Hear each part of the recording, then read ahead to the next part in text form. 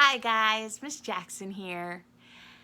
I am beginning to think that my very best books in the bookshelf are the ones that look really messed up and old and torn a little bit. Is that true of your books in your bookshelf? I had this book when I was a little girl, and this is not the copy I had. I think mine was hardback. I must have gotten this at a book sale or something. But it was my very favorite book when I was a little, okay, now I say that a lot. This was my favorite book when I was a little girl. And we know that they can't all be my favorite book from when I was a little girl, but this was one of them, okay? And I refound it about 2 or 3 years ago and made it into a little play. And I would have my students act this out. Oh, and it was so good. I liked it. We performed it at the zoo and we performed it on the stage. It was great. You will understand after I finished reading it why I think it is such a wonderful book and such an important book. It's an important book that I think has a message that we all need to remember. Are you intrigued now? Do you know what intrigued means? Interested, curious? All right, it's called Frederick by Leo Leone, and it's got a little badge that means it won an award. It's a Caldecott winner. Okay, you see those pictures? It's kind of bright in here. All along the meadow where the cows grazed and the horses ran, there was an old stone wall. In that wall, not far from the barn and the granary, a chatty family of field mice had their home. But the farmers had moved away. The barn was abandoned, and the granary stood empty. And since winter was not far off, the little mice began to gather corns and nuts and wheat and straw. They all worked day and night. All except Frederick. Is this gonna be like the story of the ants and the grasshopper, when the ants worked really, really hard and the grasshopper didn't, and then the ants had plenty of food at the end and the grasshopper starved to death? Or the ants helped them? What do you think? There's Bethany. She says hello. Look, she got shaved. Isn't she funny looking? Okay, I shouldn't say she's funny looking in front of her like that. That was rude. I'm sorry, Bethany. Okay, let's see what happens. Frederick, why don't you work? They ask. I do work, said Frederick. I gather sun rays for the cold, dark winter days. What does that mean, I wonder? And when they saw Frederick sitting there, staring at the meadow, they said, And now, Frederick? I gather colors, answered Frederick simply, for winter is gray. And once Frederick seemed half asleep. Are you dreaming, Frederick? They asked reproachfully. But Frederick said, Oh no, I am gathering words, for the winter days are long and many, and we'll run out of things to say. The winter days came, and when the first snow fell, the 5 little field mice took to their hideout in the stones. I think that's pretty the way the snow is. In the beginning, there was lots to eat, and the mice told stories of foolish foxes and silly cats. They were a happy family. But little by little, they had nibbled up most of the nuts and berries. The straw was gone, and the corn was only a memory. It was cold in the wall, and no one felt like chatting.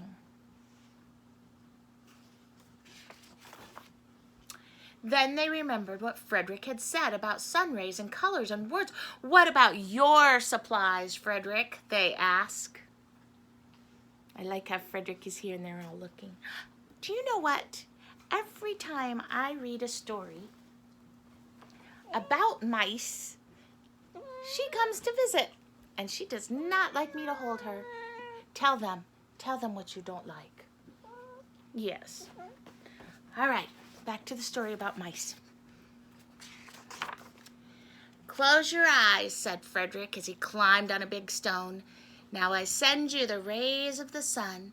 Do you feel how their golden glow?" And as Frederick spoke of the sun, the 4 little mice began to feel warmer. Was it Frederick's voice? Was it magic? "And how about the colors, Frederick?" they asked anxiously.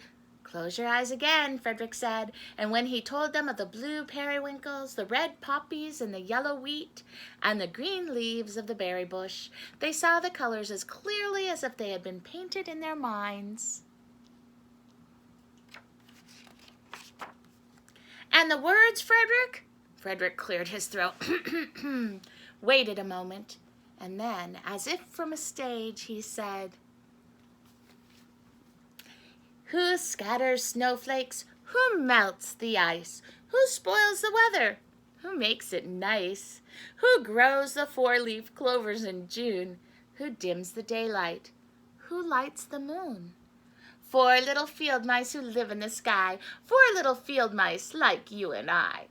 One is the spring mouse who turns on the showers. Then comes the summer who paints in the flowers. The fall mouse is next with walnuts and wheat. And winter is last with little cold feet. Aren't we lucky the seasons are 4? Think of a year with 1 less or 1 more." When Frederick had finished, they all applauded. "But Frederick," they said, "you are a poet." Frederick blushed, took a bow, and said shyly, "I know it." The end. Did you like it? Can you guess why I like it? Maybe because it reminds us that people who perform, or people who write, or people who help imaginations grow, they are giving something too. That's important work.